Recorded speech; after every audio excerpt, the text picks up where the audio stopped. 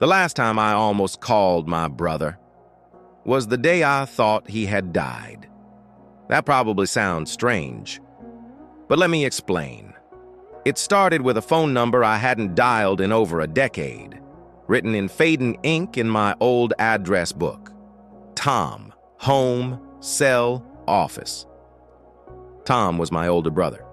We hadn't spoken in years, no big fight, just drift. Life happened, and then silence happened.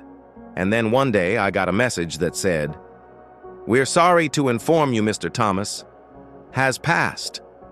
I froze, and then I dropped my phone. I didn't cry, not yet. I just sat on the kitchen floor, hands on my knees, and whispered, I was going to call him this week. And I was. Sort of. Eventually. We used to talk every Sunday when we were younger. I remember our teenage years, stealing sodas from Dad's garage fridge, arguing over which one of us had the better baseball swing, and walking to school together, even when we didn't have to.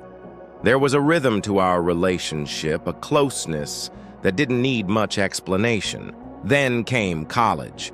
Then came work, marriage, kids, different states, different holidays, and somewhere along the way, our conversations went from hours on the phone to quick messages to nothing. I kept telling myself, we're just busy, we'll catch up soon.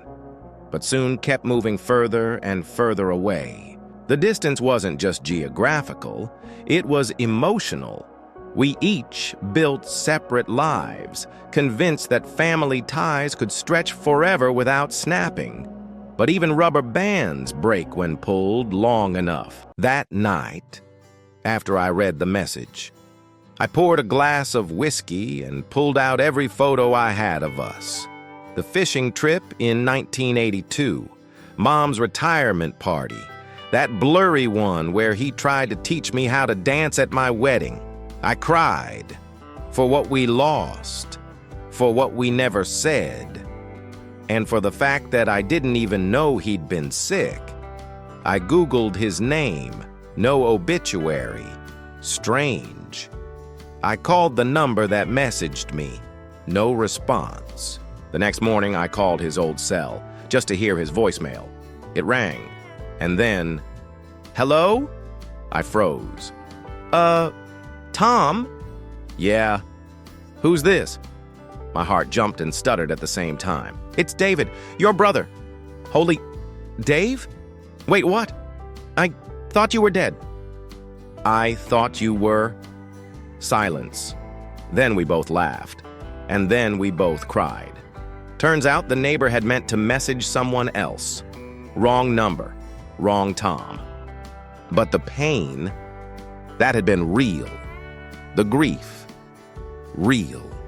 The regret, all too real. We talked for 3 hours that day, about everything. Not just the big stuff, but the little things too. His bad knee, my insomnia, how we both still miss Mom's banana bread and neither of us learned the recipe.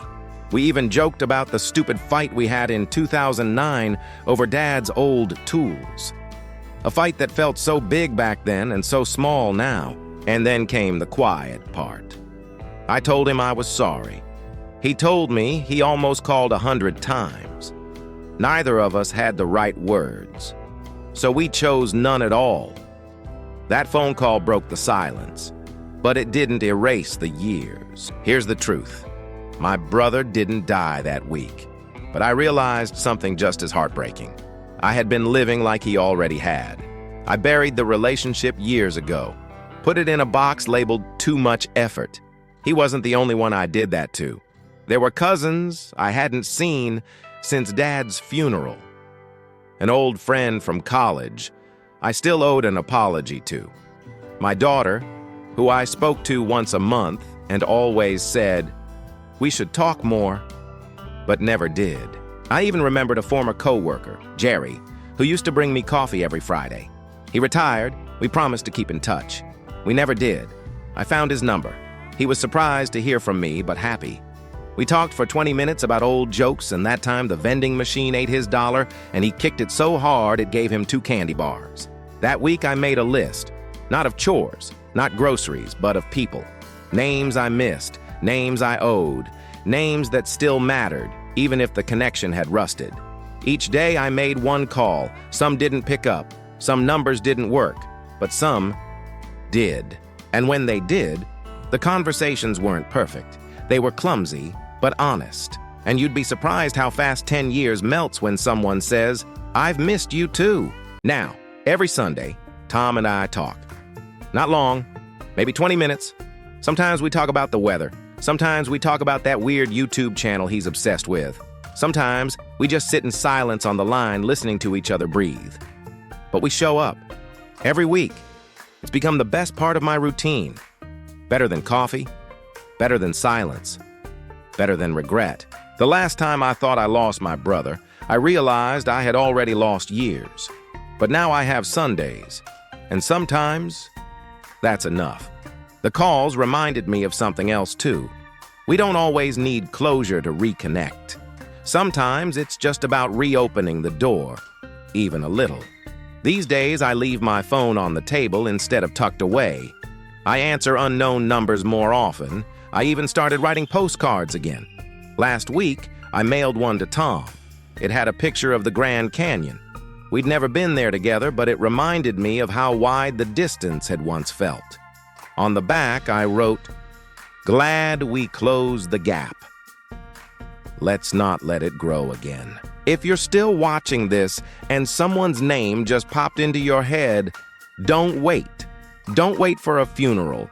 Don't wait for guilt. Don't wait for a message that turns out to be a mistake. Call them. Now, it doesn't have to be dramatic. It doesn't have to be deep. It just has to be something. A simple, "Hey, I was thinking of you." Because sometimes we need a mistake to remember how much we've already lost. Don't let it get that far. I almost did. But now, I know better.